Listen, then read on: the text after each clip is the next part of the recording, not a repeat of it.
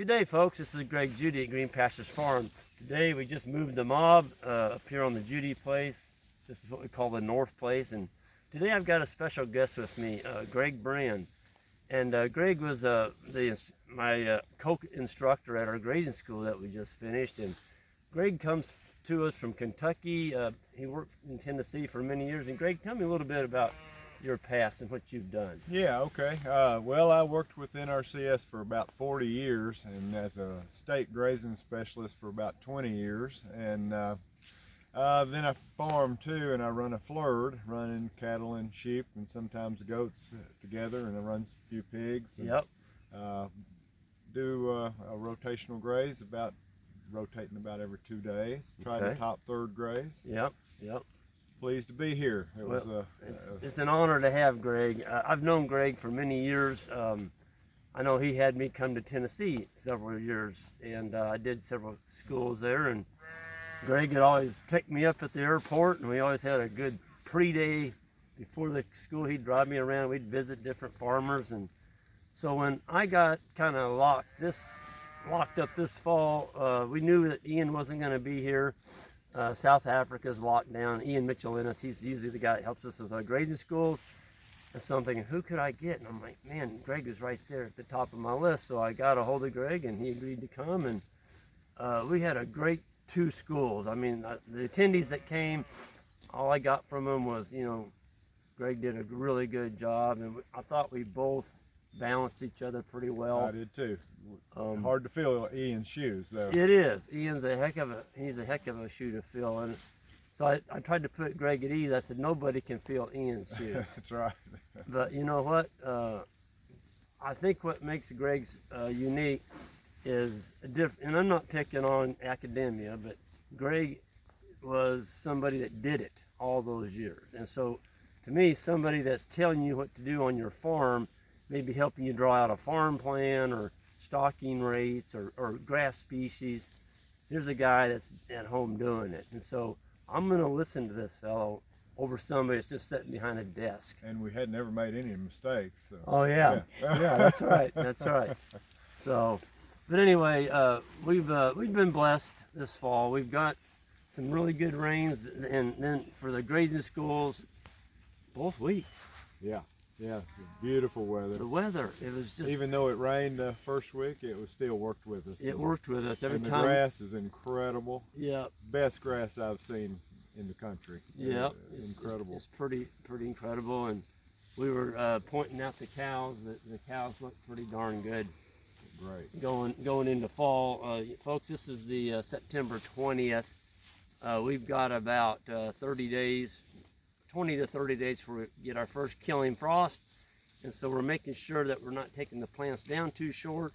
There's no danger of that in this paddock.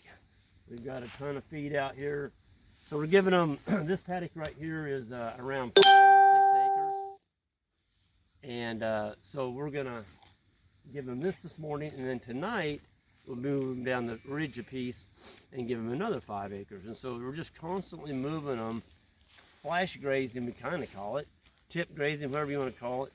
We're going around all the farms in the fall, and by just taking a little bit off, the plants really don't know they're doing great. Yeah. And so we're getting some good regrowth. You will. With this weather, what we're having is perfect. Yeah. So you've been lots of cover. You've been to my farm years ago. I think you came to the South Pole Field. Right. And I was telling Greg, I said, I think that was the day that we got swamped by the downpour. Yeah. And that was quite a day that I'll never forget. Yeah, I remember us digging down in the grass and looking at the soil and how the earthworms had worked it so well, and the soil just being loose is incredible.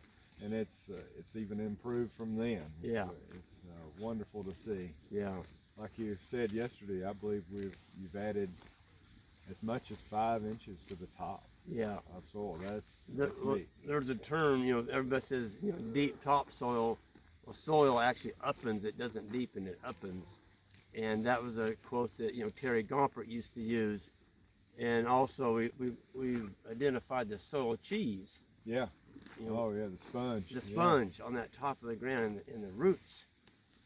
All that fine roots. All the fine roots, and it's just we didn't see a lot of plating. Greg he dug up a chunk of ground where we had a guy hauled some hay in, so he compressed it really hard up in a parking lot. And he dug a chunk of that out of there. Boy, you could see it. Yeah, just platty, Just flat. flat layers. You don't want to see that. No, you don't want to see that. It's not going to soak up any rain. Right, right. Yeah, this here, I wish we had a shovel with us. This will be like that sponge or cheese and soak up rain and then also give off nutrients, you know. Yeah. So. Greg was talking just before we started.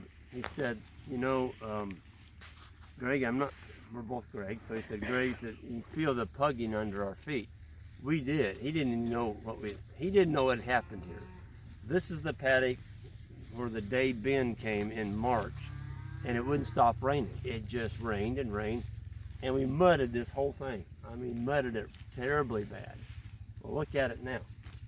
I mean, it's just, yeah, it's hard. Somehow it seems like it's good for it. Yeah. It's a rejuvenation. Yeah. Although it sure looks bad when you first see It looks awful. Yeah. It looks awful. And I used to cry about it.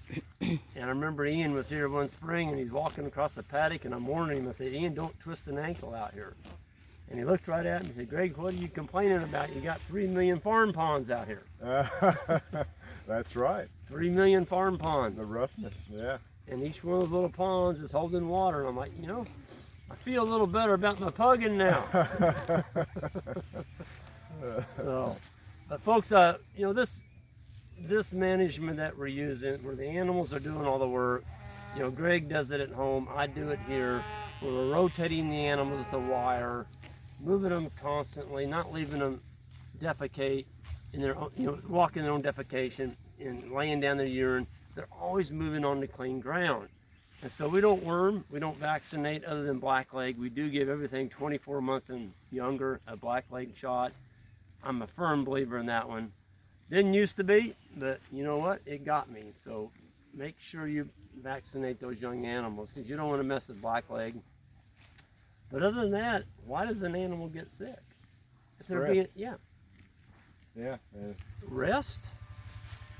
Give your land rest. Let the animals have a good diet, no stress, and good water, and maybe some, you know, a good quality mineral. Yeah, and some good cover on the land. And some good cover on the land. I mean, the animals can't ask for any more than that. They can get a good full bite every time. Absolutely. Well, Greg, it's been an honor. Yeah.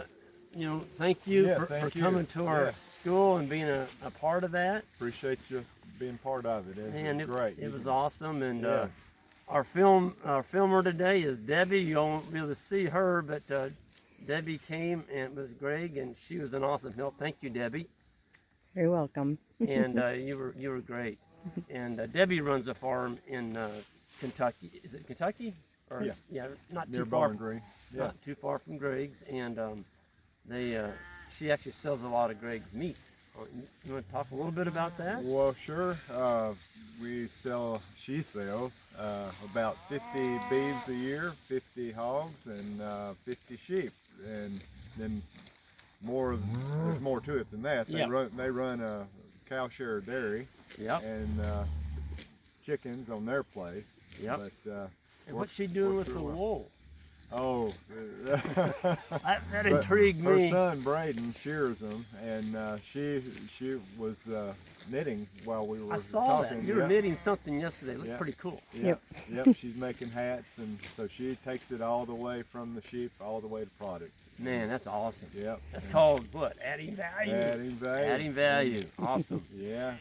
What intrigued me about Debbie is, you know, people always got to have a bunch of land to make a living on, and Debbie's got 30 acres. Yep.